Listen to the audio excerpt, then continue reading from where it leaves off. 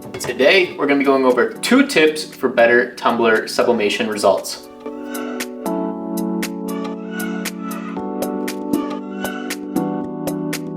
The first tip we're going to go over is how to prevent this double seam line you see here. And the second tip is how to line up designs like this that have vertical or maybe horizontal lines that you want to look straight on your tumbler when it's finished. So the first thing we're going to go over is this double seam line you get from the overlap on your design. The one and only thing you need is sublimation tape, which you should already have. We're going to be applying the sublimation tape to the underlap side of the paper, right? So the underlap is the side that the overlap goes over. The key here is to get as close to the edge of the paper as possible without going over the edge. If it does go over the edge of the paper, you're going to block the actual ink from transferring and there'll be a white spot on the side. So we don't want to do that. Get as close to the edge and then you are all done.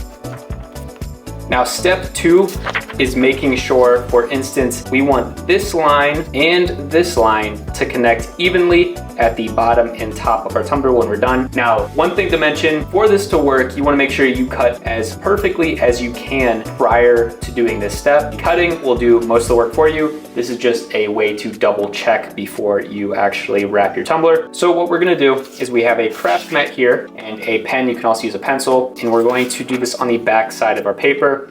So this design is nice because I can actually see the black line going through. Otherwise, you'd have to kind of double check and then make a dot on the side that I'll show you. So since we can see the black line here, we want to line up the black line that goes across on a certain number on the craft mat. So for instance, it's going to line up on the 7 here. And we're just going to make a little line here straight across and then one next to the sublimation tape that we added. And now we are going to use these 2 dots to connect one straight line from one side to the other, just like that. Since this one has at the bottom 2, we'll do the same for the bottom.